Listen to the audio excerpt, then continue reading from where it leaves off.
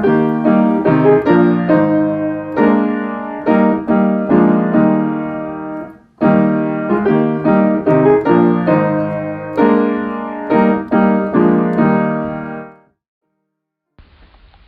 this evening we are going to begin a new teaching series, and we're going to be considering the what's called the doctrine of vocation.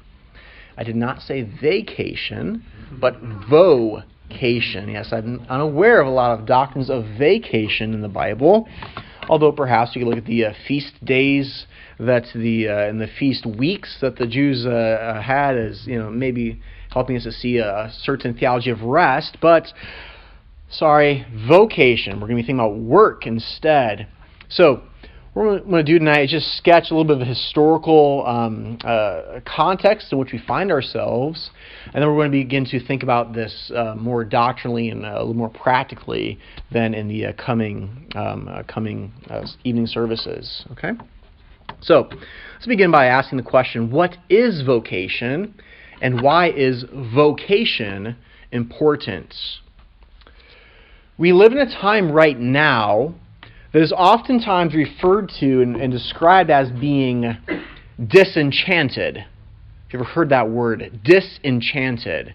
It's a word that philosophers oftentimes use to speak about this post-Enlightenment world.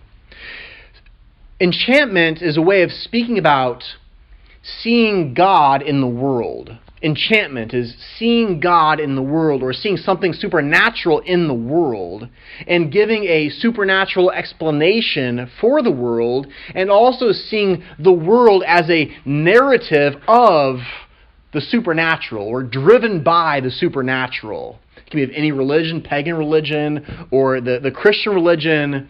That's enchantment. Disenchantment means we have removed the supernatural from the storyline of world history. And as we look at the world around us, we see it in a naturalistic way. Okay? So this is what philosophers oftentimes called disenchantment.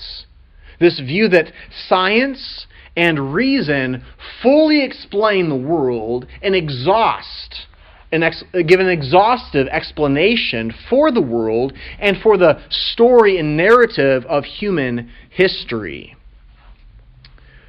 As you think about that, that probably makes sense to you.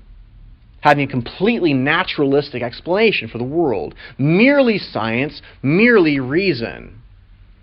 This ends up meaning that there's no longer room for transcendent law. Transcendent lawgiver.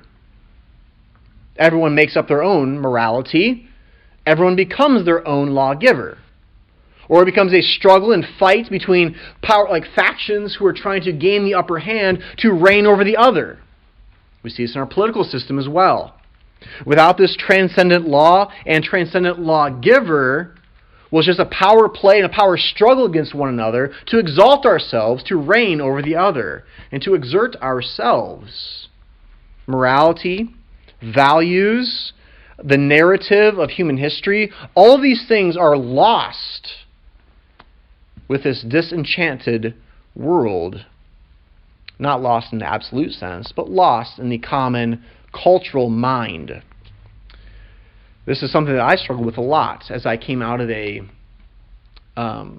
biology program at Miami University, which fully instructed me and gave me the narrative of human history that is completely exhausted by science and reason. It's something I feel like I'm still working through. I imagine each of us are working through this because it's the air we breathe. We breathe disenchanted air. We live as if God is distant. We struggle to recognize He's involved in our lives. Now, this doesn't mean we find Him in chance events only. It means that God is present with us in the mundane, in the ordinary, day to day. An enchanted view says, God is near. God is with me. I'm unpacking this in a little bit here. Part of the solution to this disenchanted view, which we should reject, part of the solution is the doctrine of vocation. That's part of the solution for the the culture in which we find ourselves, a solution for us. We do not need to return to superstition. We do not need to return to magic, which was much of medieval enchantment. But rather we want to return to a biblical view of God in the world, and God working with the world, and God guiding the world. Okay? And part of this is vocation. Now, what is vocation? Vocation is the Latin word, it comes from the Latin word for calling. Vocation is from the Latin calling. God calling us. You might think of God, the call to worship that we hear on the Lord's Day. God's calling to worship Him in that particular time and place. It's a call to worship.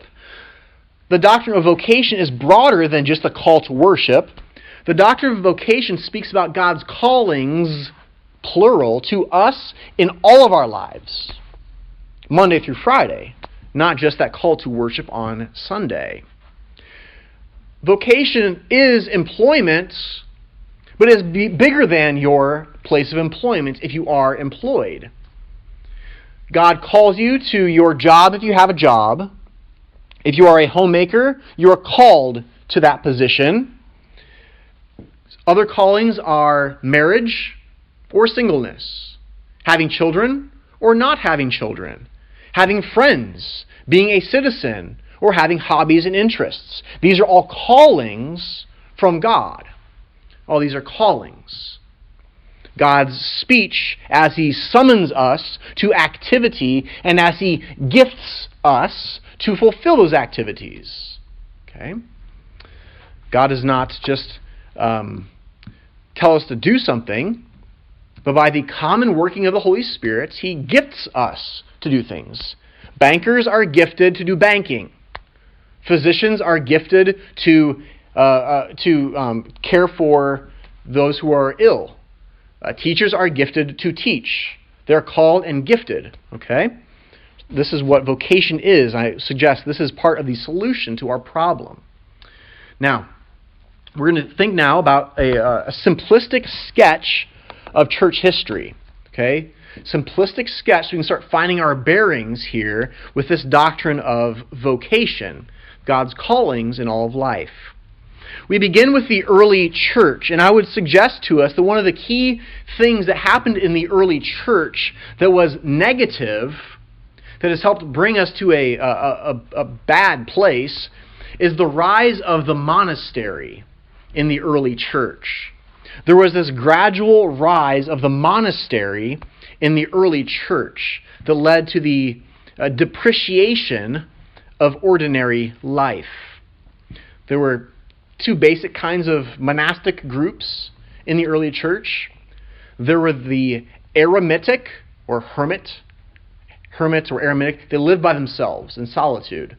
That kind of a monk that doesn't want you to find him. That's where we get the idea of a hermit.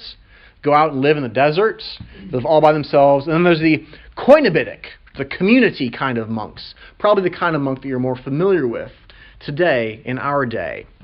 Now, the reason that these groups began to rise up, whether it's the eremitic or the koinobitic or some kinds in between, they began to rise up because of a sort of cultural Christianity that started to rear its ugly head. In the first couple of centuries, the church was being killed and slaughtered. So you didn't really have a very cultural Christianity. If you're being killed, not a lot of people just want to be a Christian, so you better be pretty serious about it if you're going to become a Christian, right? If you're going to be baptized. But as Christianity was less and less persecuted, people began to convert, and so you began to have a case where there was less church discipline than there ought to have been. You can think about that in our modern day, where churches are not able to or they're not willing to constrain Christians to undergo Christian practices and to repent of their sins. This became even more problematic with the rise of Constantine. Maybe familiar with Constantinianism. With his ascent, Christianity was not the official religion, but it had a place of privilege to a degree. And at that point, it became more popular to become a Christian which led to more cultural Christianity. Now, that frustrated the serious Christians. As they began to look at this cultural Christianity, you began to have the situation sort of like what we have today, where you're in a church that doesn't practice church discipline, then you have the certain group that we're the real Christians. Yeah, there's some other people in the church that are around here, but they're really not serious Christians. They're the fleshly ones. We're the spiritual ones. This two-level Christianity happened back then. What they often did was the super Christians, the spiritual Christians, became monks. They would go off to become the eremitic or the koinobitic, the ones by themselves or in the community. They withdrew themselves from this cultural Christianity. They were going to be the serious ones. Now, as these monks did that, I would argue that ordinary life became depreciated in the church. It was less valued in the church. Why? Because these monks were seen as the super spiritual ones. And what did they do? They withdrew from ordinary life. They might have some connection to it here and there, but really they were seen as super spiritual because they were off by themselves, doing their own thing, detached from the world. They undertook vows of poverty. Some of them even lived on top of big poles. They're called stylites. They would literally live up there, exposed to the elements day and night. People would gather around there to see them and try to talk to them and admire them. They would come and bring food to them. They would be hoisted up by buckets. And then the result of the food would come down in buckets, if you see what I'm saying. Ordinary labor and ordinary life and ordinary callings were being devalued. This was a model of super spirituality. Retreat from the world, retreat from your neighbor, withdrawal from the local church. So, this isn't the entirety of the early church, but one of the things that began to happen in the early church that was a real negative and a real shame. Our second point tonight, the priesthood and the Middle Ages. The priesthood and the Middle Ages. This was a second problem that began to undermine ordinary life, the priesthood. There was a gradual rise of a hierarchy in church history. Read the earliest texts, whether the biblical text or the very early text after the Bible is written, you find a plurality of elders in local churches, a plurality of elders. But very quickly, you begin to find a hierarchy beginning, and especially in the Middle Ages, you find great power begins to be concentrated in a hierarchy of bishops. Key cities would be looked to for leadership. And the pastor of those key cities would exert an undue level of influence over the surrounding region. You can see this even if you look at Presbyterianism today.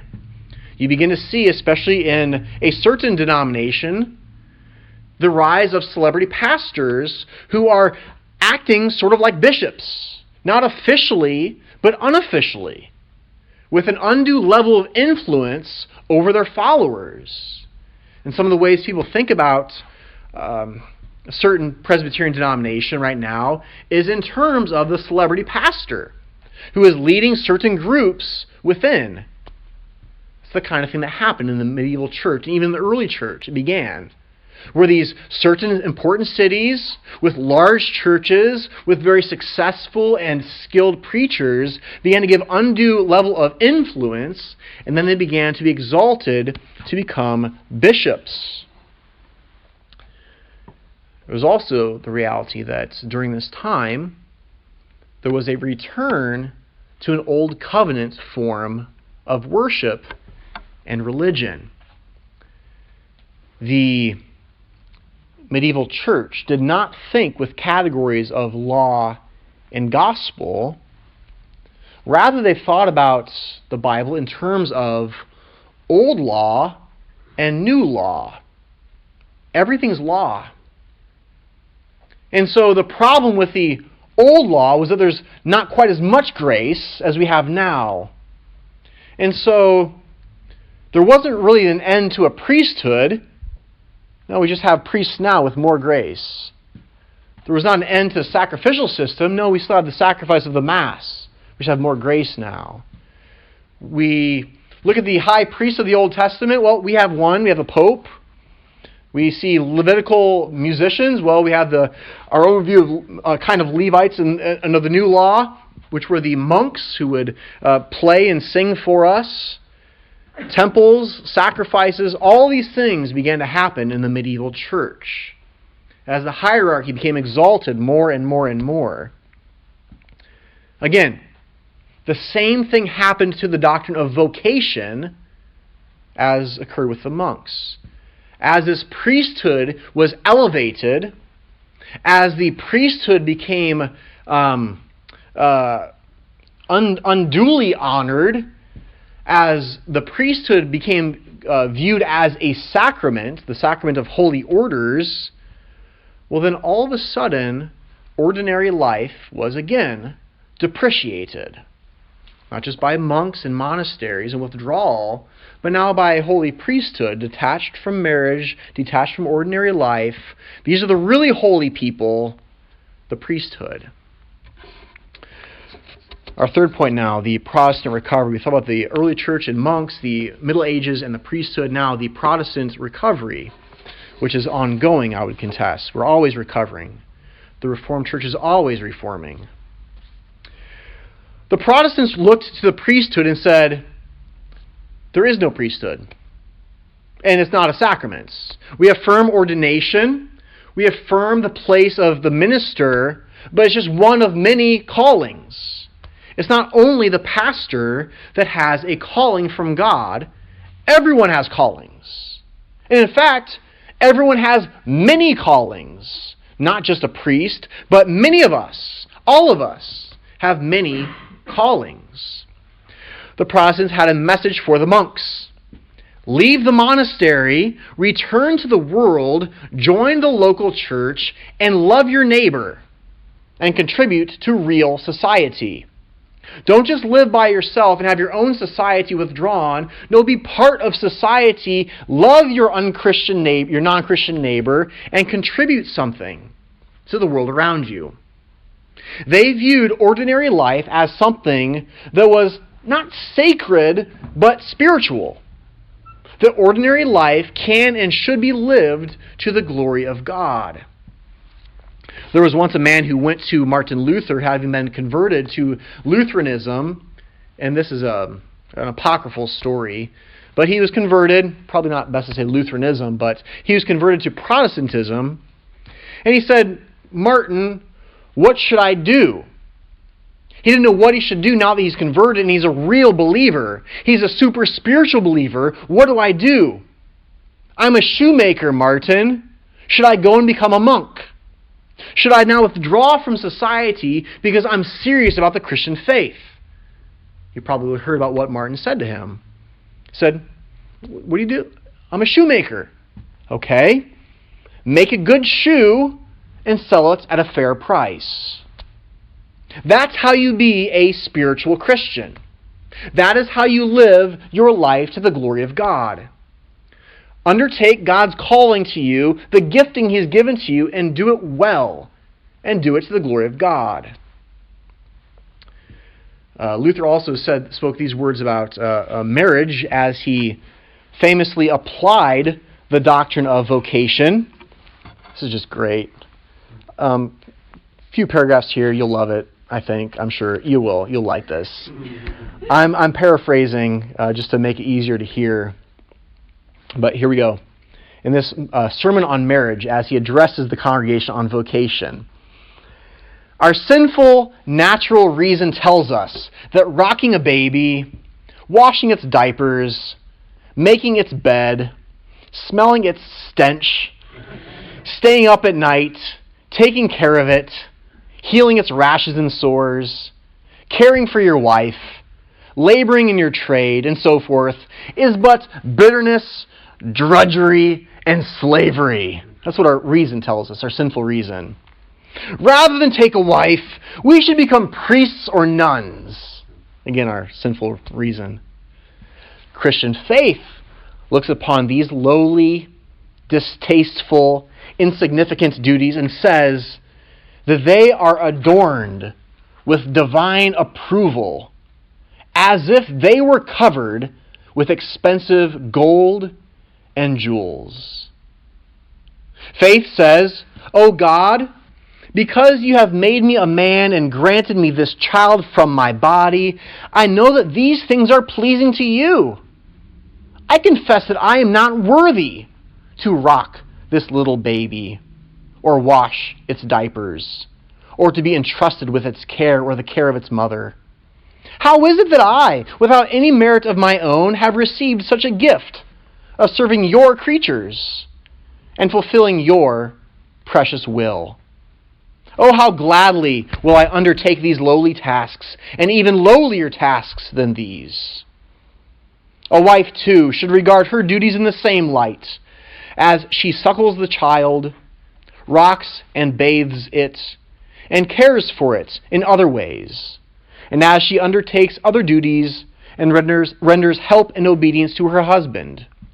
These are truly golden and noble works." The idea that a poopy diaper, smell and all, is before God adorned with golden jewels. Only Luther. Profound, though, as we think about it. Not only does God give us a calling, but He gifts us to undertake that calling. And He humbles us, that we never think we are above these callings. So, broad brushstrokes. The early and medieval church sharing having some trends that depreciated the doctrine of vocation. There are certainly exceptions to that. We need to instead cultivate an appreciation for the diverse vocations that God has given to us. Calling us to worship on the Lord's Day, yes, where we receive saving grace. But also recognizing and hearing and heeding His callings to us throughout the week, wherein we commune with God. We're not being saved by Him with saving grace, but we commune with Him as we hear His callings and respond to those callings as we make a good shoe and sell it at a fair price. So, conclude right here. When you are disgruntled, when you think that you are above the tasks that are before you, when you would rather not do the things that you must do, be humbled and be reminded that you have no merit before God, and He has given to you these callings. That pile of dishes He's called you to do, to wash. That poopy diaper He's called you to change. Loving your spouse, loving your friends, fulfilling your employment excellently, loving your neighbor who actually lives next door to you, and so forth. God has given you callings. He has gifted you to fulfill those callings, and He works through you to then love and serve your neighbor. So be reminded of these things, in order that we see the world outside the church, and as we see life in this broken creation as one that is still lived before the face of God, and we are called to live for His glory. Amen.